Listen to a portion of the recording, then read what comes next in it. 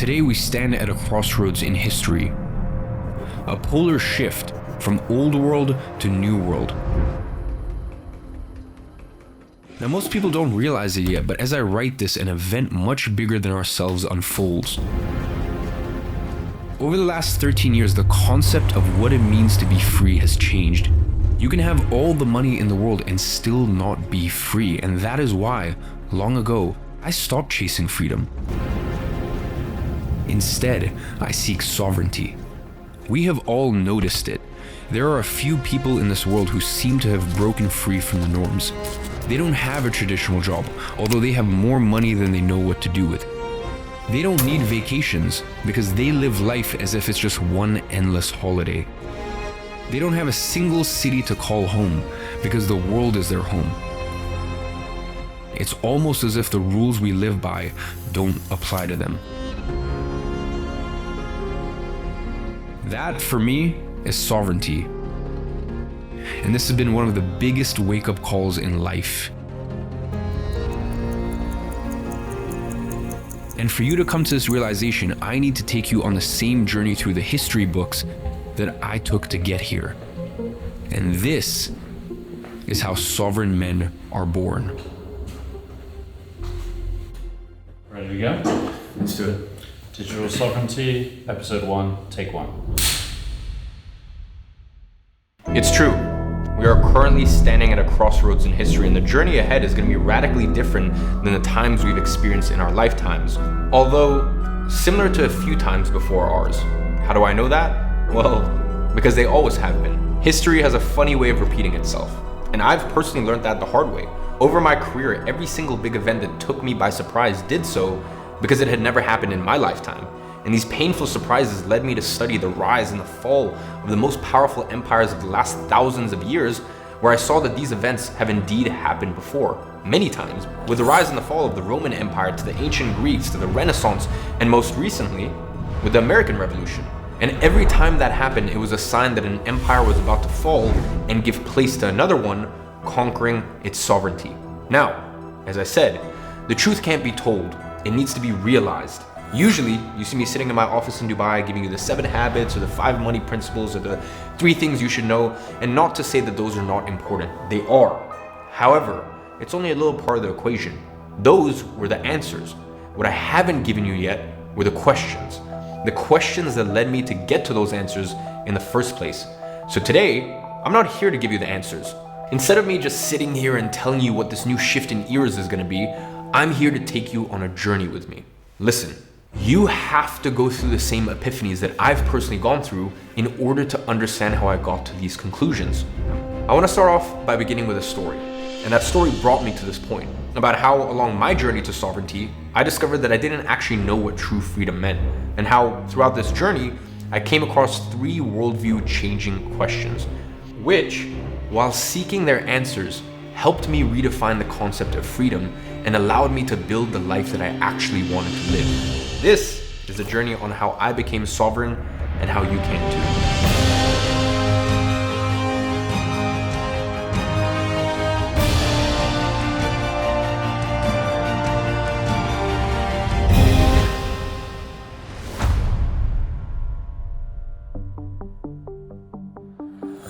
26th of December 2015, that was the day that I published my first YouTube video documenting my journey to success. I was 15. Back then, I didn't know much. But from the few things I knew, one thing I was certain about: I didn't want to live a normal life. I wanted to live a life worth living, a life of freedom, and I was willing to study, research, and dedicate my life in order to make that happen. I've never had a father in my life who's properly supported me. My real dad was alcoholic, abusive, runaway, never met him. My stepdad literally just gave up on me and gave up on me and my mom.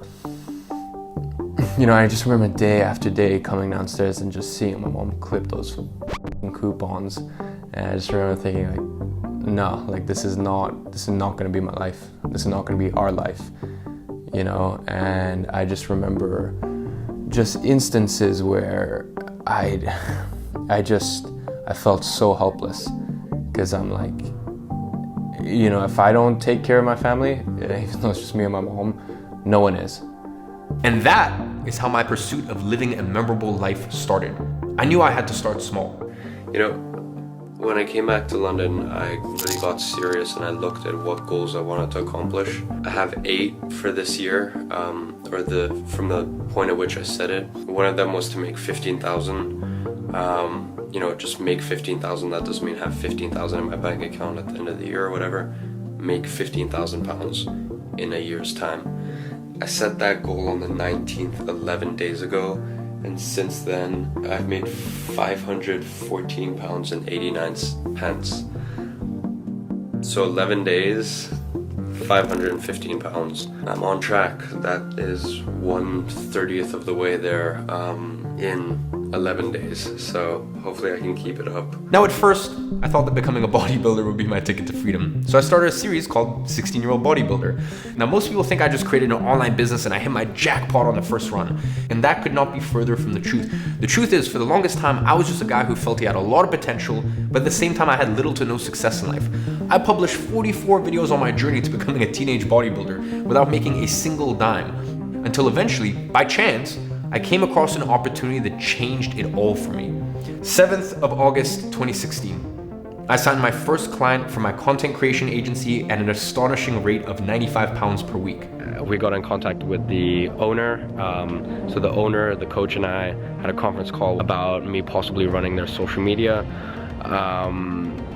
So that's confirmed right now. So guys, I was just making an invoice for my first billable next week. Next week's basically when I start getting paid for my social media work with the football club I'm working with. I just find it so crazy, guys. You know, I'm creating invoices. I'm gonna get to a stage where I have to start, you know, paying taxes and filing tax returns. And I'm like learning all this stuff, and it's super cool that, you know, I'm learning this stuff at 16. And that was a big epiphany moment for me. I realized that businesses would be willing to pay me a few $100s a month to create content for them. And I did some very simple math. If I had 10 clients paying me $500 a month, that would be more than most people make after graduating from university. And at that moment, I felt like I had just discovered a crack in the system. I have never felt so excited because I knew I had so much potential, and it was just a matter of me putting in the work to get it done. But after a while, reality hit me. I tried to get another client for weeks, and weeks turned into months, 1 month, 2 months, 3 months, 4 months, 5 months, and at this point, I was feeling miserable. I felt stuck. I felt like I had so much potential, but I simply couldn't turn that into real life results, even though I was putting in all the work, day in and day out. It's 3 a.m. in the morning, so like content creation, it's way harder than you could ever imagine. Now, if you've ever felt that, you know how frustrating it is. And the worst of it all, I felt like I was wasting valuable time in my life going to school and studying these pointless subjects. I always struggled with formal education. It was something about just sitting down and learning stuff that I had zero interest in, zero passion in. I just struggled, and I just got more and more frustrated to the point where I couldn't take it anymore. Time, which I could have been investing in my business. And that led me to the first big inflection point in my life. I vividly remember the day I was taking the tube at rush hour in London. You know, one of those classic humid, cold, heavy, rainy London days where everything just looks great. In fact, it was a day that was quite similar to how it is today, except when you're in a manor in the countryside, rain is nice, it's peaceful. When you're experiencing rain in central London in the tube, it is the worst place to be. The tube was packed with people coming from work. It was one of those days where you could smell the sweat mixed with that terrible smell of wet dog that people get from walking in the rain. And I would look at the faces of every person coming in and out of that tube, and I just remember seeing the frustration on their faces. How you could clearly notice that none of them wanted to be there, but they simply had no other choice to do so. And I remember how depressing it felt just being amongst those people, and how I never wanted to be like that when I grew up. And it was on that day, in that tube, that I took a decision. I refused to follow the same path as everyone else. And for the longest time, I actually don't know if I've ever told you guys this, but I actually used to have a photo of the London tube on a rainy day as the background of my desktop wallpaper. For me, it was a reminder that that wasn't the path that I wanted for myself. And funnily enough, that very same week, the 1st of March 2017, I signed my second client, 7 months after signing the first one. Now, I'm actually going to be working with Athlete really closely in terms of content creation and building the brand. So there's going to be a lot of exciting stuff coming soon. And at the end of the month, I took the decision that changed it all. It was the 28th of March, 2017. And I'm happy to announce that today is the day where I have my last day at school.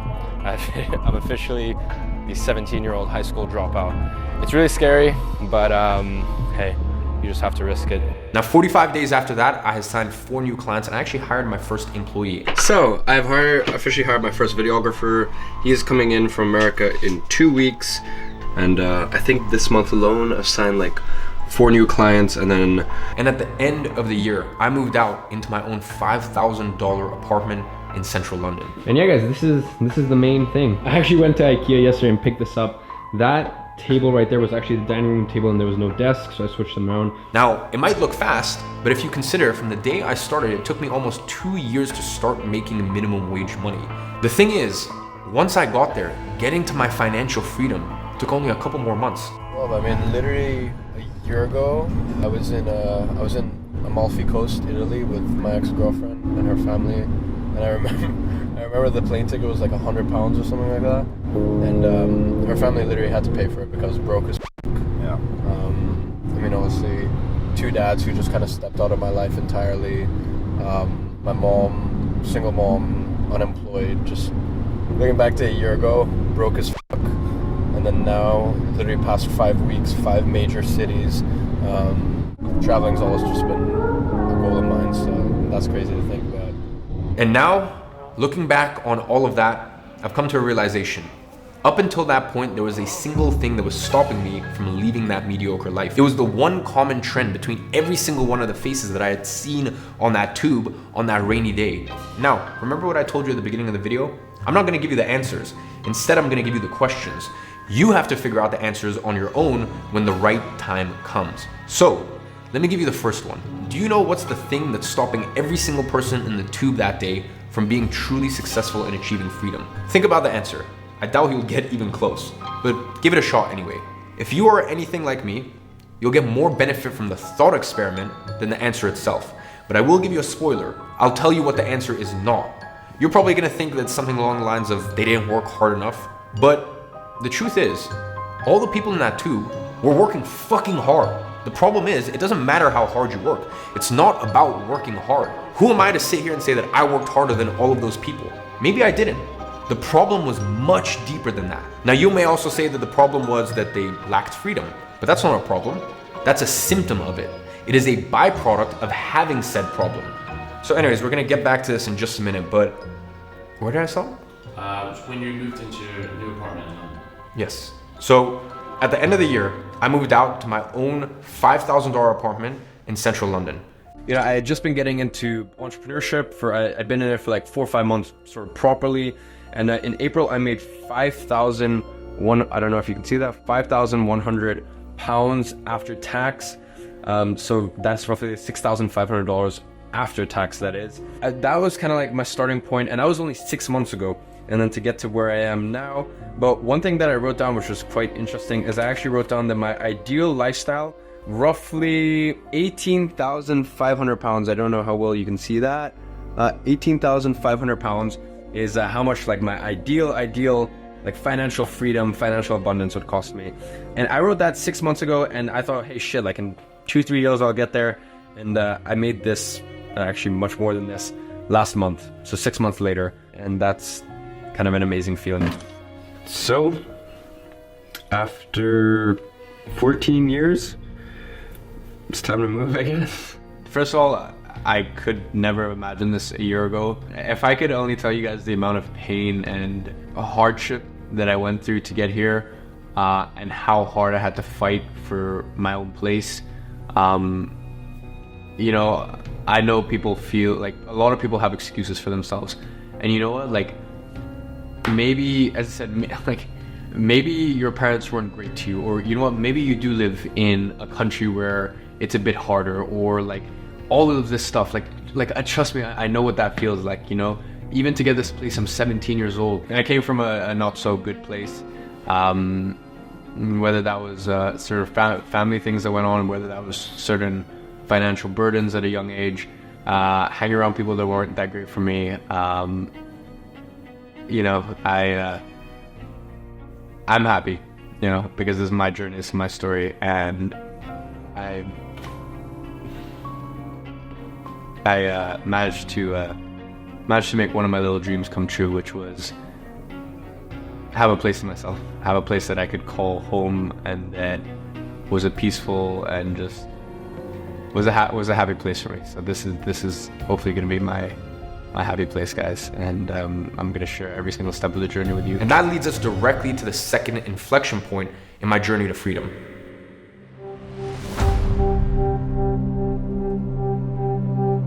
You see, back in 2017, that was the first time I started hitting $10,000 to $15,000 per month consistently. Anyways, the fact that I have a super hectic day, I have 4 meetings today, I have 5 meetings tomorrow, 6 of those 9 meetings are like literally go there, close a client for IG media.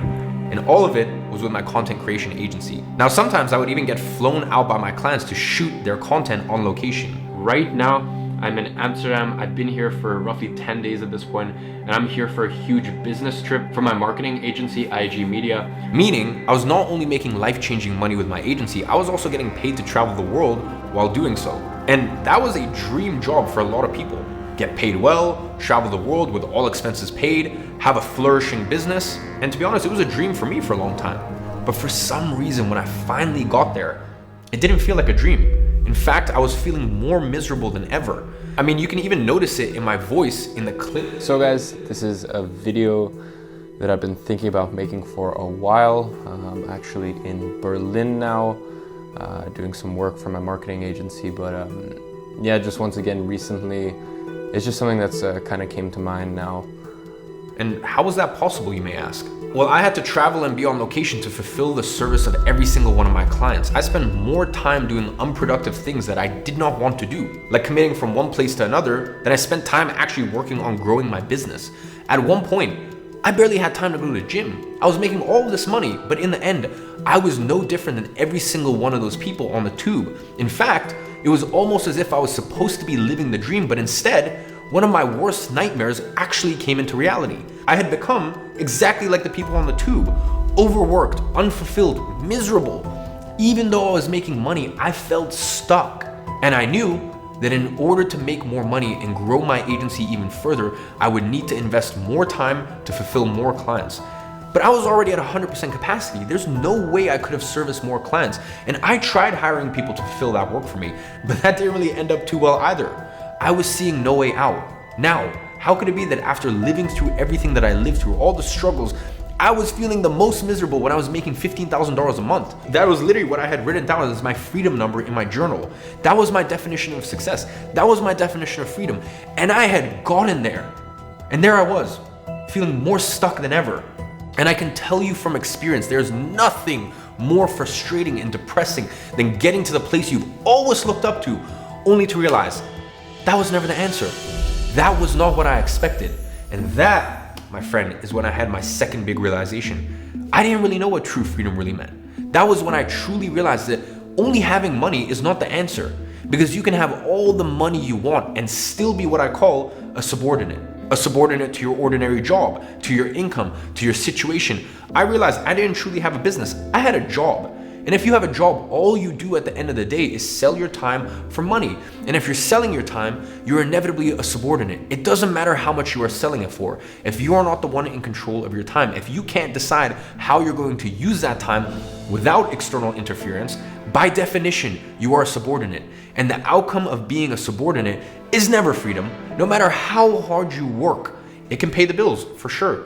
But at what cost? Is that the outcome you truly want for your life? To be a subordinate who will always dream of this false sense of freedom that you would never get to, no matter how much work you put into it. And I knew that's not what I wanted. I knew I couldn't settle for that. I knew how it felt to be a subordinate. The feeling of day after day having to go back and report to someone as if they're the ones holding the keys to your own life. And back then I used to tell myself I was successful because I was making $10,000 a month and I didn't have a boss. After all, I had 5 paying clients. But the reality was, inside it felt more like I had 5 bosses who had total control over my time. The truth is, I was just a glorified employee.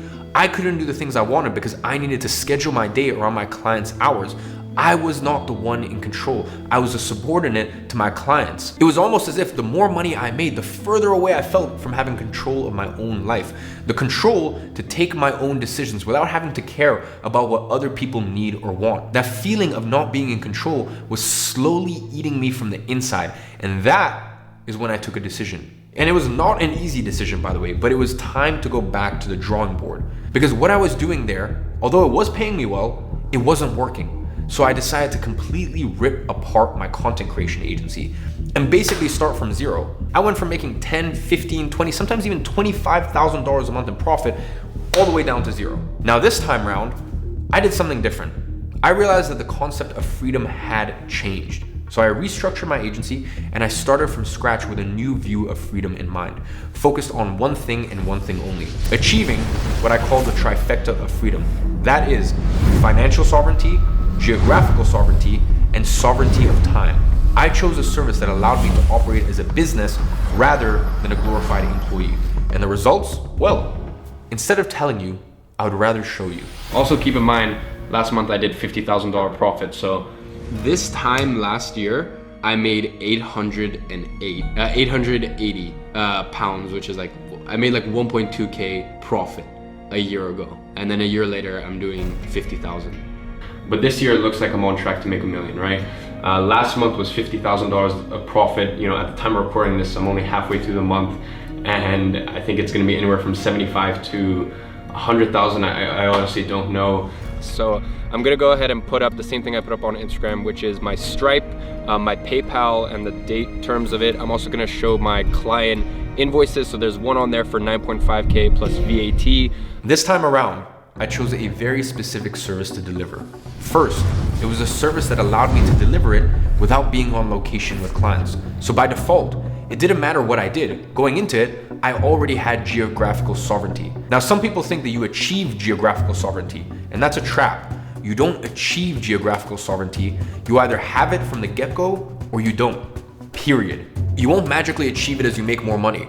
Now, yeah, maybe you won't be able to work from a $5,000 a night Maldives resort yet because you lack the financial sovereignty to do so, but you do have the choice of working from wherever you want. That could be from your room, that could be from your kitchen, from the pool, from a coffee shop. Simply not having to go to an office or meet with clients is already the first step. So if you're working a job now that doesn't provide you with geographical sovereignty, I have good news and I have bad news for you. The bad news is this job that you're working will never provide you with geographical sovereignty. And if that's something you value, you need to make a change. Now, the good news is this is one of the easiest career shifts that you can start to transition while you're still working your current job. And that is exactly what we're gonna be covering in episode 2 on Wednesday. So stay tuned for that. Now, the second thing this service allowed me to do was to easily outsource it to someone else. In fact, when I first started providing this service, I didn't even know how to deliver it myself. I learned along the way as I saw other people delivering it for me. And that provided me with a sovereignty of time that I never had up until that point. 95K with one employee, and that's it this month. So 95K, one employee, streamlined operations, and I work on my agency every week, 5 hours max. For the first time in my life, I could make more money without having to do more work. And really think about that for a second. My worth was no longer linked to my time, which is the only way to truly stop yourself from being a subordinate. And just as important, my clients were willing to pay top dollar for this service. It's funny, on my story I posted the other day, I had a 32,000 pound a Stripe payment come in. My Stripe fee for that, I think, was like almost £1,000. And so you could see, you know, how much was deducted. And tons of people were like, dude, like, can't believe you're paying like £1,000, you know, in fee to Stripe when they could have just bank wired you. To me, it's fine. I'm totally cool paying that because that brings up the likeliness of me signing a client exponentially that honestly, I just couldn't care less about the fee. And I could charge this much because the value of this service was judged based on the results that I generated them. It wasn't based on how long I spent on shoot or how many videos or pictures that I delivered in a week, because all of those require you to invest more time if you want to get paid more. And that is how you get tricked into becoming a subordinate. Now, with this service, if I wanted to double the results I was generating them, I could easily do so with literally 2 clicks on my computer, with the exact same amount of work that it would take for me to generate half the results. And now that you know all of that, I want you to ask yourself the same question that I did that led me to truly understand what freedom means and got me to completely rip apart my agency and start from scratch. Right now, are you truly free or are you subordinate? Does your work make you free or does it make you a subordinate? And really think about that answer. And maybe it leads you to completely rip apart what you're currently doing so that way you can strive to become truly free as I did. And hopefully it will have as much effect on your life as it did on mine. And by the way, don't worry, I'm gonna walk you through the exact thought process to get to the answer to these questions in just a few minutes. Now, that takes us directly to the third inflection point.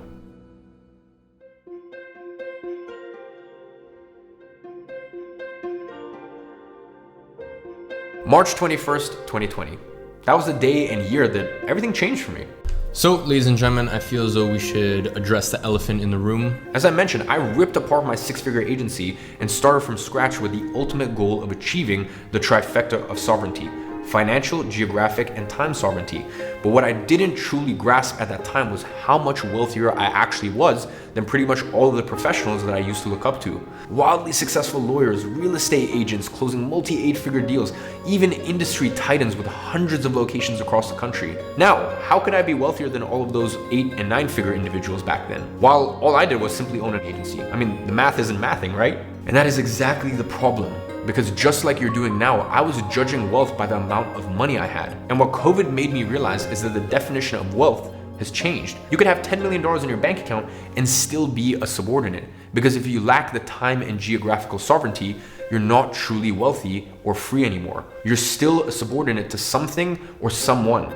Now that could be your job, that could be your boss, that could be your parents, that could be your business. It doesn't matter what it is. At the end of the day, a subordinate is a subordinate. And when COVID hit, I was enjoying my geographical sovereignty in Cape Town, one of my favorite cities in the world. But back then, I still had my residency in London. And a few things started to happen there that I didn't like. Back in London, I wasn't allowed to see my friends. I wasn't allowed to go to restaurants. I had to wear a diaper on my face. I mean, even one of my bank accounts that I had saved over £1 million got shut down, but I guess that's a story for another day. And simply said, it wasn't enough. So I decided to leave London for good. So, ladies and gentlemen, I have officially left London, left the UK, and moved to a brand new country. And I ended up spending a few months in Cape Town, really knuckling down, going through a monk mode period. And my agency was flourishing at that time. Well, either way, I'm still gonna throw in a screenshot on top of that. Plus you guys got the email thread. So secured 5K today, billing them the rest of 5K next week. So yeah, it is Friday night, close another client. As I said, 10,000 upfront. All right, amazing. Is there anything else that you need from us? No, I think everything is clear. So. Awesome. All I can say is it's an honor to have you a part of the agency, and I really look forward to what we're going to be able to do together. Yeah, me too. Awesome. See you Monday. All right, thanks, guys. Talk soon. Yes, sir. I felt smooth. I felt smooth at sales call. I know what it is. What? It's the first one that is as early as this one, and you have a very different energy, resemblance, everything. We need to set them up all in the morning. Yeah, I agree. In the mornings, I'm excited. Lots of new clients, lots of good clients. 3 new clients in 24 hours. Let's get it. But yeah, I'm very, very happy. 3 closes in 24 hours. I got another sales call in an hour. Boom, 3 out of 3, baby. And then finally, I moved to Dubai so that I could truly enjoy my sovereignty. Now, that's when it really got to me how free I actually was, because all of these people I used to look up to, the successful lawyers, the 8-figure real estate agents, businessmen with a lot of locations, they were kind of stuck. They couldn't move to another country if they wanted because they were stuck in their specific geographic location. The ultra wealthy doctor couldn't leave because he had patients to treat. The lawyer couldn't leave because his clients needed him now more than ever before. And the businessman couldn't leave because he lost his employees and had to fill in for them. Even without a boss, they were still subordinates to their own circumstances. So in my mind, the people with these types of money were the ones in charge. I thought they could do whatever they wanted because their money would allow them to. I thought their decisions didn't depend on anyone other than themselves, but it turns out I was wrong. Even with that level of wealth, they still weren't completely in control of their decisions. They weren't in full ownership of their lives and futures. In contrast, there I was, a 20-year-old that could do whatever he wanted, live wherever he wanted, without those decisions affecting my business and my financial freedom by a single cent. Listen, in the end, I was actually the only one who had full ownership of my life and the decisions without depending on any external factors. And that's when I realized times had changed. You could make a few $1,000,000 a year and still not be sovereign. On the other hand, you could be making as low as $10,000 a month, but have the trifecta of freedom: financial, geographic, and time sovereignty. In fact, I would much rather make $10,000 a month and have the trifecta of sovereignty than to make $1 million a year and be a subordinate who is not in control of his own life. And realizing that shift taking place in real time, it took me by surprise because it was something I'd never experienced in my own lifetime. And so I decided to go on a quest and figure out why the times we are currently living through were so different from the ones before. I decided to go back to the history books and study those big shifts in eras and why they happen and what are the ultimate consequences of those shifts and who ends up being the winners and the losers. I studied the rise and the fall of the Roman Empire. I studied the Dutch and how they conquered uncharted lands across the oceans and then lost it all. I studied the Renaissance and most importantly, the American Revolution. And that is when I realized there's a much bigger story here that's not being told, that a lot of people are not yet seeing. One, which is being written right in front of our eyes. You see, throughout my research, I realized that all of these events always pointed back to the same place, to this one little known concept. And this concept seemed to always be lurking behind the scenes, influencing the dynamics of power and social hierarchy during the big shift in eras throughout history. This one concept really stuck with me, and after I started looking at the world events through the lenses of this one concept, it all really started to make sense. Now, if you haven't guessed yet, this concept is sovereignty. If you study history, you will see that sovereignty represents the ultimate authority of a state to govern itself, the supreme power to make decisions without external interference. By definition, it is a fundamental principle that underpins the autonomy and independence of a nation, ensuring its freedom to determine its destiny and protect the interests of its people. And what you need to understand here is the world is in constant transition of sovereignty powers.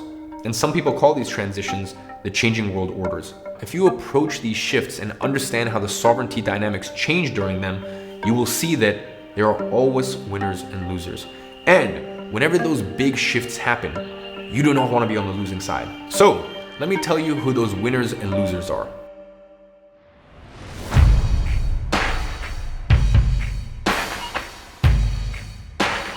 Old world versus new world.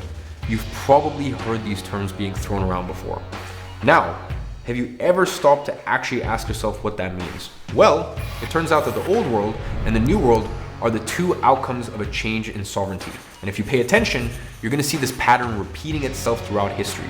You can go all the way back to the fall of the Roman Empire. Old world, which was represented by the declining Roman Empire, a world of crumbling infrastructure and, to be honest, fading glory. You have citizens who lived in constant fear of invasion, struggling with rampant inflation and devalued currency. Then you had the legal system that became so corrupt and people were bound to their social classes with little hope for advancement. Then you had the New World, and here the winners were the church, the ones in charge of the emerging feudal system and the Byzantine Empire, emerging as the center of trade and learning, preserving much of Roman culture while developing new systems of law and governance. And then you had the Renaissance. You had the Old World, which was represented by the Dark Ages, constant wars, famine, ridiculing the man figure, shaming the ones trying to build wealth. And then you had the New World, which was represented by the Renaissance, a revolution in science, art, and commerce, one of the most prosperous eras of humankind. And then most recently, the American Revolution. You had the Old World, which was represented by the monarchical system of Europe, where economic opportunities were very limited. You had very little freedom, and your social status was mostly determined by birth. And then you had New World, which embodied the ideals of the American Revolution: democracy, individual liberty, and self-governance. A land of opportunity and freedom where it was possible for an individual to create his own success. And as you can tell, the people who stayed in the Old World, they got stuck into old paradigms, struggling for the rest of their lives, while the ones that made it to the New World got to experience levels of success, wealth, and freedom that weren't even thought possible in the Old World. And the more and more I look into these events, the more similarities that I notice the times we're living in today. If we go back to the American Revolution, the Americans were still a colony to the British colonial powers, and let's just say the life wasn't particularly good back then. Let me paint a picture for you here. The economic opportunities were extremely limited. I mean, most people were working low-level jobs with little chance for advancement. Moving up in society was extremely difficult, if not impossible for most. Most people were tied to their land or jobs, unable to seek opportunities elsewhere. Your social status was largely determined by birth. Currency devaluation and inflation were common problems. They had high taxes. Travel between colonies or to other countries required permissions and was costly. The political decisions and the ones in charge couldn't care less about how their decisions impacted your life. Economic policies favored British interests over colonial prosperity, and they were in constant threat of war with Native Americans, French, or other European powers. I mean, it was basically a life of very limited choices, restricted freedoms, and minimal control over one's destiny. And that is the ultimate reflection of the old world. After all, that is what being a subordinate means. You cannot take your own decisions without external interference, and you don't have the autonomy to determine your own destiny. And they were subordinates to the British colonial powers. Now, if you think about it, isn't that extremely similar to the exact world setting that we have today? You have most people who are still working low-level jobs with little chance for advancement. You have many people who are tied to their land or jobs, unable to seek opportunities elsewhere. You have currency devaluation and inflation, which are common problems. You have high taxes. Traveling to other countries is inaccessible for most people due to the high cost of it. The political decisions and the ones in charge couldn't care less about how their decisions impact your life. You have economic policies which favor big corporations' interests over the prosperity of its people. You have constant threat of war. You have changes in policy which could dramatically affect your life with little warning. And for most people, it is still a life of very limited choices, restricted freedoms, and minimal control over their destiny. But wait, there's more. Naturally, the American people, they weren't happy with the situation. I mean, they had a vision for a better world, a new world that they wanted to claim. And obviously, the British colonial powers were very against that. So they did a few things to retaliate. First, they tried to control the flow of information to the colonies. They actually enacted something called the Stamp Act of 1765. That act basically required all legal documents, newspapers, and pamphlets to carry a special stamp. And what that did in practice was it increased the cost of printing, which then limits the distribution of newspaper, which in practice meant reducing the spread of ideas that could criticize or challenge British policies and authority. It was a way to censor the challenging views against the ruling power. And if that wasn't enough, the British authorities would often censor or fully shut down colonial newspapers that were publishing anti-British sentiment. You actually had editors and publishers who could face arrest or even have their printing presses confiscated. And it's crazy because we actually see the exact same thing happening today with social media. The medium is different, but the intentions behind it are the exact same. We both know for a fact that certain topics get censored on social media, and posts that mention these topics often get their reach limited, which reduces the spread of those ideas. And by the way, that is exactly the same purpose of the Stamp Act of 1765. And then if you keep publishing about those ideas, what happens? Your account gets shut down, just like they used to do with the colonial newspapers. And then finally, if that's not enough, they just throw you in jail, just like they used to do back in the day. Now, the second thing that started happening is that the British colonial powers started taking decisions that affected the American colonies without their inputs. First, you see, the Stamp Act was also seen as a way to assert British authority over the colonies because it imposed a direct tax on the colony without their input. Basically, they were saying that they had the right to take decisions on your behalf that affect your life without any of your input. Isn't that the exact same thing that's happening today? And then you had tax increases, financial policies, data privacy issues, and so on, both from the government's end as well as from big corporations. And naturally, that fueled growing dissatisfaction towards the standing setting of the government back in the American colonies. Basically, what I'm trying to say here is that all of these events led people in the colonies to see that the government didn't give a shit about them. The level of dissatisfaction reached its peak, which fueled the desire to create a new system of self-governance. Just like today, the dissatisfaction towards the government is at an all-time high, not in one particular country, but virtually across the entire world, and we are getting closer and closer to a tipping point. Now, if the situation back then and now are virtually the same, what does this all mean? Well, first of all, it means that there's got to be an old world and a new world. And that's the segue that leads us back to the unanswered question that I asked you at the beginning of the video. The realization I had years later looking back at that day in the London Tube. Do you know what's the thing that's stopping every single person in the tube that day from being truly successful in achieving freedom? And after I understood the current world setting and compared it to similar events that happened in the past, I finally got to the answer. The problem was not that they weren't working hard enough. The problem was not that they weren't smart enough. They were working hard. They were probably just as smart as me, if not even more. Bear in mind, I'm a high school dropout. The problem was they were stuck in the paradigm of the old world. They were all subordinates. They all believed that if only they worked hard enough, they would eventually be granted with sovereignty. But as we know, it doesn't matter how hard they work. It doesn't matter how much money they accumulate. They will always be running the same race. They think that their work is going to eventually grant them with sovereignty. And that will never happen because sovereignty needs to be earned. And that illusion keeps them as subordinates for their entire lifetimes, just like the Americans who were once subordinates of the British colony. We're stuck in the same situation today. It doesn't matter what time in history you are. If you are stuck in the old world, the consequences will always be the same. You are going to be a subordinate. Now, if there's an old world, that means there also needs to be a new world where people achieve their sovereignty. Now, before I present you this new world, we need to get back to the two questions I asked you. Because remember, the truth cannot be told, it needs to be realized. So I wouldn't be doing you any favors by simply letting you know about this new world without first getting you to understand where you're currently sitting. So, that question is, today, are you a subordinate or a sovereign? Does your work make you free or does it make you a subordinate? It is essential that you reflect on that, because if you are a subordinate, you already understand where that's going to take you. If you're not sure, I'll give you a simple exercise to help you figure it out. Just think about all the decisions that you've taken in the last week. From the moment that you woke up to the moment that you went to bed. Out of all of those decisions you took, how many of those were actually your decisions that you took without any external interference? And how many of those were actually other people's decisions? Waking up at the time you woke up at, was that your decision or was that someone else's? Getting home the time that you got home, was that your decision or someone else's? What you had for lunch, was that your decision or was that someone else's? What about the clothes you were wearing? The car you were driving? Or the transportation vehicle that you were taking? The content that you watched on social media, do you purposefully search for that content or did that get recommended to you by the algorithms? Out of everything you did, how many of those decisions were truly, actually yours? And now you tell me, are you a subordinate or are you a sovereign man that governs himself and takes decisions without any external interference based on your best interests? As I said, I'm not going to give you any answers here. I'm giving you the questions so you can come up with your own answers.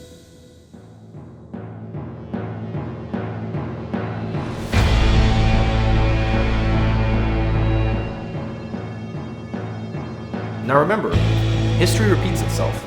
It is in periods of monumental changes that the once-in-a-lifetime opportunities arise. We are literally witnessing a new chapter of the history books being written right in front of our eyes, and we get to choose what this new chapter is going to look like. After all, if there is an old world, there needs to be a new world. Back in the American Revolution, after more than 169 years living as subordinates under British rulers, a few specific men got tired of having other people decide on their freedom without their input. They were tired of living as peasants under the control of rulers who did not represent their ideals. They, quite frankly, were tired of the old world, and instead, they wanted a new world. A land where a man could make his own work, where a man could benefit from the brilliance of his own mind and the strength of his own muscles, the might of his own will, and they were determined in turning this vision into reality. And throughout this determination, a new type of man arose. They were called sovereign men. The sovereign men pushed the boundaries of what was thought possible in terms of freedom, opportunities, meritocracy, and individual autonomy by creating a land of opportunity and freedom. These sovereign men led to a new era, a new world. They created a reality where it's finally possible to pursue new industries and innovations without British constraints. They made merit-based advancements real. Your birth wasn't the deciding factor on your level of success anymore, and that is why the concept of the self-made man emerged. They made it possible for regular people to travel between states freely and settle into new territories. They created a culture that celebrated and rewarded individual initiative and risk-taking, and they made people, for the first time, believe in progress and the ability to shape their own destiny. The sovereign men put an end to the old world and led the way to an era where for the first time, regular people could become sovereign. For the first time, the people had supreme power to govern themselves and make decisions without external interference. Wouldn't that be a sight? Living in a world where you can have supreme power to govern yourself and make decisions without external interference based on your own interest and determine your own destiny.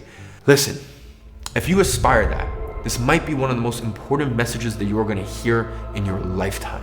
Because right now, we could be on the verge of breaking into a world just like that. Follow me for a second. Do you see all the parallels between what happened back in the American Revolution and what is happening right now? Those are the signs of an incoming change in sovereignty. So listen, there is a crack in the dam. We are on the verge of a new shift in sovereignty where the paradigms of the old world are going to be redefined and surpassed, and a major social change will take place. Not only that, the ones that get to this new world are going to experience one of the most prosperous eras modern day society has ever experienced. A lot of riches will be created, and the average guy will have the same amount of opportunities and luxuries that only kings had just a few centuries ago. I call this new era digital sovereignty. The digital revolution now allows us to achieve our own individual sovereignty without having to rely on the old system anymore. And if you don't believe me, just look around you. Tell me this isn't literally what is happening right now. If you look around, everybody making it big in their 20s today, what are they all doing? They all have an online business. They created an app or a software business. They created their wealth. Maybe they created their wealth with crypto, or they had a high income skill that made them money online. Every single young man today in their 20s who created their own fortunes did it through the digital world. It's almost as if they're all finding success in this alternative reality where the regular rules of the game just simply don't apply, where you don't have to spend decades working your way up to a good salary in a big corporation, where you don't need to spend half a decade going to college and being a subordinate to teachers, bosses, etc. This entire wave of new sovereign men are all finding success in the digital realm, which is literally the new world that is being created in front of our eyes. And by the way, this wasn't here 15, 20 years ago. And the thing is, most people, they just haven't realized it yet. They haven't realized that this world exists and that they do have a choice. We are at a transition period leading up to this big shift in sovereignty. I mean, just think back to the American Revolution. That did not happen overnight. The Stamp Act was in 1765, and the Declaration of Independence was adopted in 1776, 11 years later. It took over a decade. That was their transition period. And that's exactly what we're living through right now. I mean, really think about it. 10 years ago, it was not possible for the average Joe to leap into this new world. Today, it is. And those that take advantage of it will experience a fast ascent into the social hierarchy like never before seen in mankind. They will enjoy the spoils of a shift in eras. And different to past revolutions, for the first time in history, it doesn't depend on an entire nation to come together and overthrow a ruler and claim for independence. Today, you can claim your own individual sovereignty without having to depend on anyone else. Nowadays, you have zero excuses. If you have internet and a phone, you know, you can start your personal brand, you can start your business, you can travel, you can see the world. Like, there's nothing you can't do on an iPhone or any phone for that matter nowadays. And now you have the option to renounce on the traditional old system, becoming a renegade and joining the digital world, just like I did back when I was 15. And if you haven't noticed, this entire episode was my own story of me leaving the old world and discovering this new world of digital sovereignty and how I got there. Basically, my ideal situation would be having my own studio, sitting there in my studio with all the perfect lighting. I honestly can't tell you how many years I've waited to make this video. I'm not talking about an idea I had for a few weeks or a few months. I'm talking years I've been waiting for this moment. Recording snippets of my day and then talking about this happened and then showing the clips, this happened, etc., etc.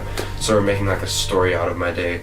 So our week pretty much included a lot of boat days and a lot of lunches. A lot more boat days and then even more lunches. And I was pretty present to say the least. And I got some good runs in to sweat off the food, as well as maybe a couple tequila shots here and there.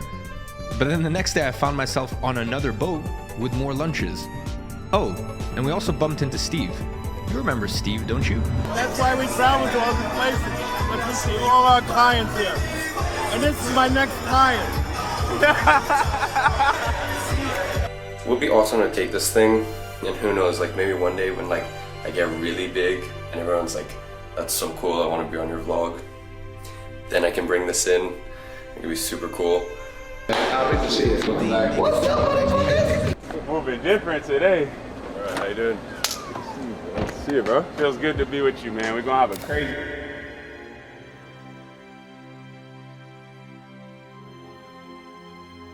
What's up, brother? So good to see you. We are now living in an era where you don't have to go to work because you can work from anywhere. Yeah, it's funny, like a lot of time people think that, you know, running a $45,000 a month agency, you know, I'd have this swanky office and this thing and that thing, and no, like I literally just work in that office. That office is what pumps out $45,000 a month on average profit with my agency. You don't have to clock in at 9 o'clock in the morning because you can wake up and work at the time that you want. Whether that's 10 a.m., 3 p.m., 2 a.m., that's your choice. And for the first time in history, it is realistic for someone in their 20s to make enough money to become truly free. So I have just made my first $1 million profit by the age of 18. Really think about it. Before the internet, how the hell would you achieve the trifecta of freedom? That was a perk that was only reserved to the noble, to the kings, to the individuals with unimaginable wealth. How the hell would you do that even 30 years ago? And the conclusion here is very simple. If you are not on the internet, you are missing out. You are missing out on this whole new world of opportunities and freedom. The world of digital sovereignty. The sovereign men of the American Revolution fought a war to achieve as a nation a fraction of what is possible for the average dude to achieve by himself today. I mean, think about how pissed they must have been with the old world, to a point where they were willing to risk it all. They were willing to risk their lives, their families' lives, their land, all in the name of conquering their sovereignty, which still doesn't even come close to the levels of sovereignty you can have today by simply making $10,000 a month working remotely from your computer. And if that is not enough to get you pissed off that you are still stuck to this old world and missing out on this huge opportunity that is digital sovereignty, knowing that your ancestors fought entire wars, went on life-defying expeditions across oceans, building entire nations just to get a glimpse of that level of sovereignty that you can have today. If that doesn't get you fired up, I don't know what will. And just like during the American Revolution, the people who fought for the new world became sovereign. During the digital sovereignty, the people who took a leap of faith and jumped into this new world will too become sovereign men. History repeats itself, and we are now at an inflection point that could take one of two turns. Either, just as the pioneers of the American Revolution faced a choice between remaining under British rule or fighting for independence, you now must choose between remaining tethered to an outdated system or declaring your own digital sovereignty. And those who stay in the old world will find themselves left behind, struggling in an increasingly challenging and restricted world. But those who embrace the new world of digital sovereignty will become the architects of their own destinies, enjoying the levels of freedom and prosperity that were unimaginable just generations ago. And just like with the American Revolution, there's one catalyzing event that marks the final stage of the revolution, the leap into the new world. In their case, it was the Declaration of Independence. And in your case, you need an action to represent that leap, to declare your transition from old world to new world. Mine was the moment that I showed you at the beginning of the video, when I dropped out of high school. For me, that was a big decision. That meant revoking everything my mom had worked for her entire life. I mean, listen, that woman is a superhero. I was raised without a father. My biological father was an alcoholic abusive. When I was born, my mom worked 3 jobs. My grandparents took care of me. Eventually, we ended up moving to London when I was 4 years old, and things looked like they were on the up. Things looked like they were about to turn into a dream, and that dream very quickly turned into a nightmare. And when I was 11 years old, my stepdad cut off me and my mom, and we were plunged back into the same situation I was in Russia. But the one thing she sacrificed everything for was my education. So you need to imagine everything that she had been working for her entire life, her dream of, okay, I'm gonna give him this education and that will be my one gift to him. I threw it all away. I never finished school. I have no diploma, I have no certificates, I have nothing. I gave up all of that because I knew deep inside that there was something better waiting for me, waiting for us in the new world. Giving up on what she had sacrificed her entire life to provide for me was my Declaration of Independence. But nonetheless, it was not an easy decision for me, and it might not be an easy decision for you either. Whatever that Declaration of Independence means for you, it will probably be a difficult one, but you gotta take that decision. It is the only way. So if you are ready to take a leap into the new world and to leave the old world behind, on Wednesday at 12 p.m. Eastern Time, on episode 2, I'm going to show you how. So ladies and gentlemen, honestly, sometimes watching back over these clips and watching back over my story, it makes me emotional. I became the hero of my own story, and I can't wait for you to become the hero of yours.